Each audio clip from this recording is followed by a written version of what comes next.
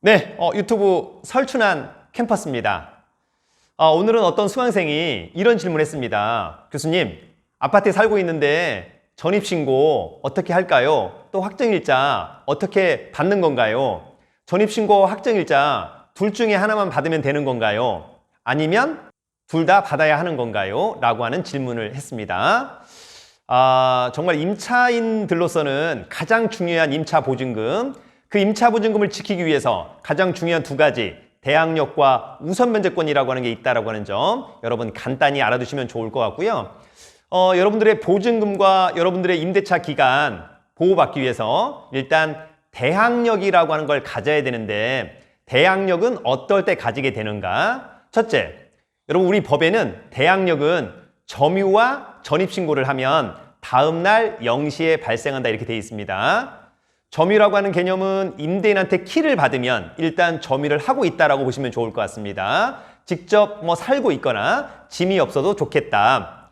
둘째, 전입신고를 잘 해야 됩니다. 특히 아파트 같은 경우에는 도로명 플러스 건물의 번호 플러스 동 플러스 호수까지 제대로 신고를 해야 된다. 어떤 서류대로 신고를 해야 되느냐? 우리 법은 건축물 대장대로 신고하게 되어 있습니다. 그러나 나중에 건축물 대장에 근거해서 뭐가 나옵니까? 등기부가 나오는 거니까 등기부대로 전입신고를 하면 된다. 이렇게 정리를 하시면 좋을 것 같습니다. 전입신고가 너무너무 중요하다고 하는 점 다시 한번 꼭 기억해 두시면 좋을 것 같고요.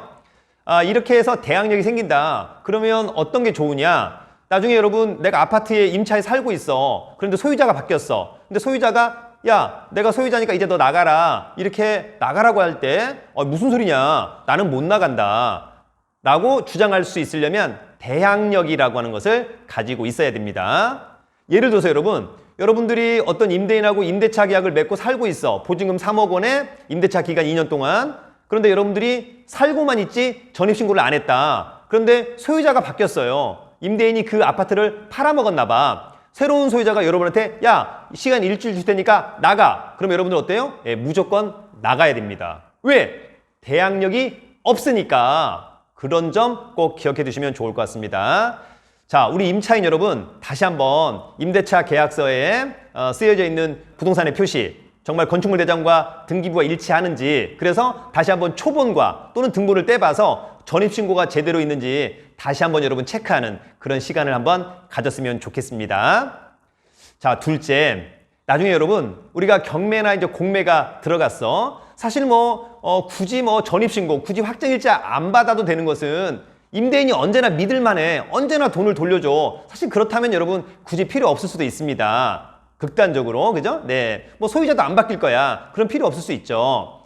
그러나 그런 임대인은 거의 없죠, 여러분. 그죠? 네, 그랬을 때 나중에 경매나 공매가 들어가 임대인의 컨디션 좋지 않아서 그랬을 때 임차인이 다른 사람보다 좀 우선해서 배당을 받아야 된다. 그러려면 반드시 확정일자를 받아야 됩니다. 어디다가? 임대차 계약서 원본을 가지고 어디로? 주민센터, 동사무소, 공증사무실 또는 대법원 인터넷 등기소에 가서 확정일자를 받아야 합니다. 우리 임차인 여러분들 꼭 다시 한번 확정일자를 받았나 꼭 체크를 해두시면 좋을 것 같고, 그 확정일자를 받은 날 낮에 원칙적으로 우선면제권이 생긴다. 그러나 단 대항력이 있다는 전제하에 생긴다라고 하는 점 꼭 기억해 두시면 좋을 것 같고요.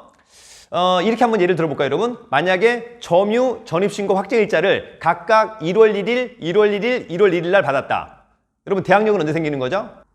대항력은 1월 2일 0시. 아시겠죠? 네. 우선면제권은? 네, 우선면제권은 원래 확정일자를 받은 날 낮에 생겨야 된다. 원래 1월 1일 날 낮에 생겨야 되는데 이때 대항력이 있다 없다? 대항력이 없죠. 그래서 대항력이 생기는 1월 2일 0시에 대항력도 생기고 우선면제권도 생기고. 아시겠죠? 꼭 기억 암기하시길 바랍니다.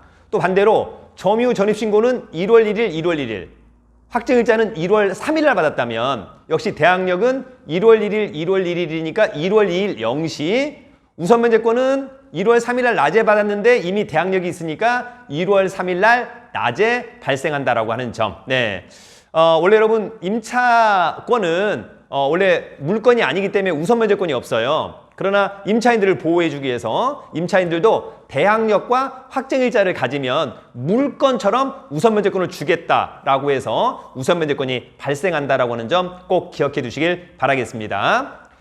또 굳이 이런 질문하시는 분이 있어요. 교수님, 전입신고가 중요합니까? 확정일자가 중요합니까? 네, 사실 더 중요한 것은 전입신고가 더 중요합니다. 왜?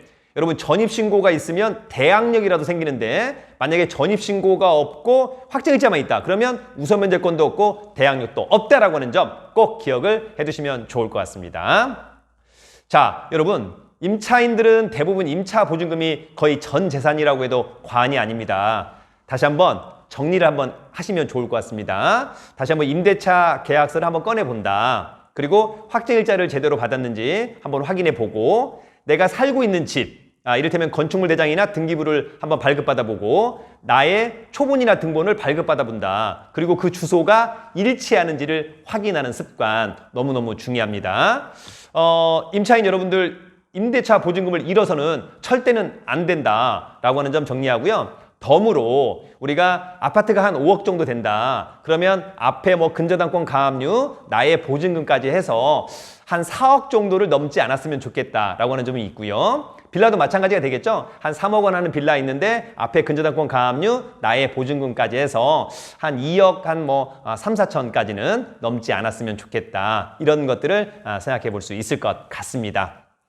자, 여러분 오늘은 주택 임차인의 전입신고와 확정일자에 대해서 알아봤습니다. 둘 다 잘 신고하고 잘 받아둬야 된다라고 하는 점 꼭 기억해 두시면 좋을 것 같습니다. 자, 가장 공신력 있는 강의를 지향합니다. 유튜브는 설춘한 캠퍼스!